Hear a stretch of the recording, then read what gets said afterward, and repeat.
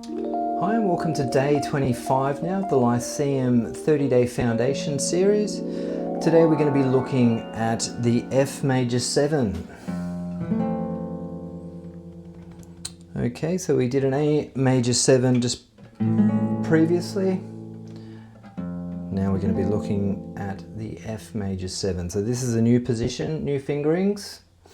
Okay, and this is partly why I've been getting you to practice over the last few days playing with our fourth finger.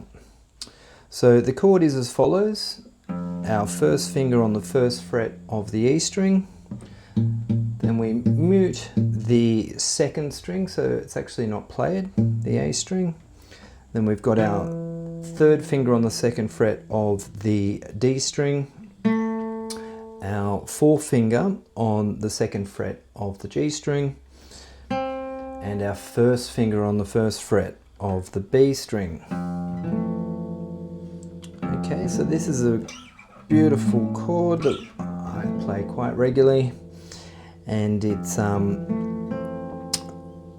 because you've got the skip string, just make sure that's not ringing out.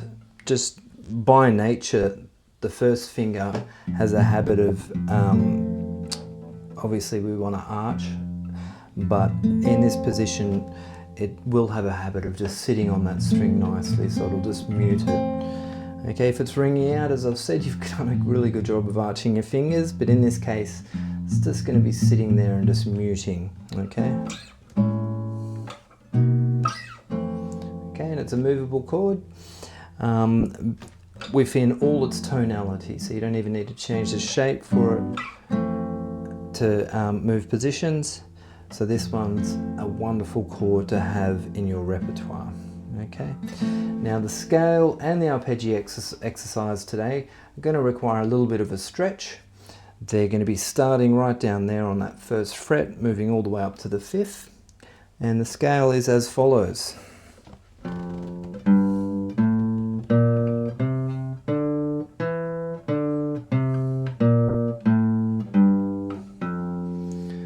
Okay, and I want you calling out the names as well. So we've got an F, G, A sharp, C, D, E, D, C, A sharp, A, G, F.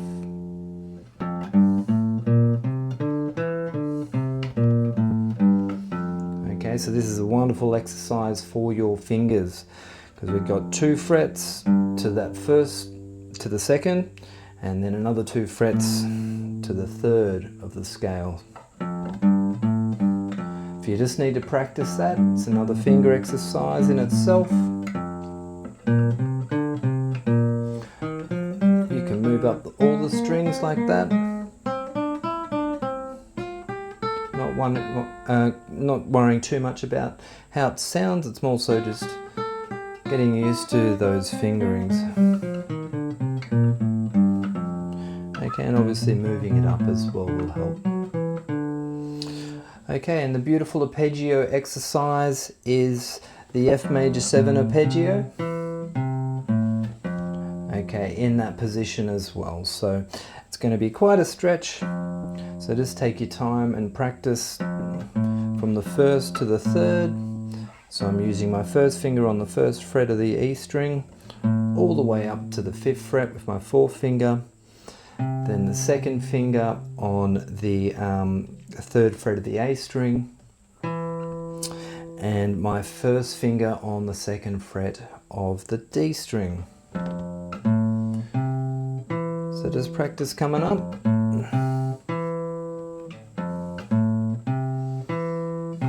And back.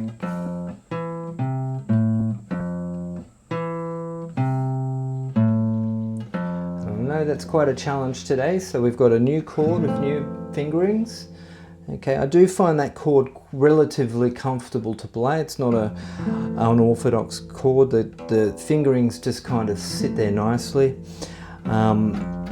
As I said though, if you've got any ringing of that A, it is part of the chord, so it's not an issue if it does ring out. It just makes it muddy. Okay, and I'll see you tomorrow for the next one. Okay, bye.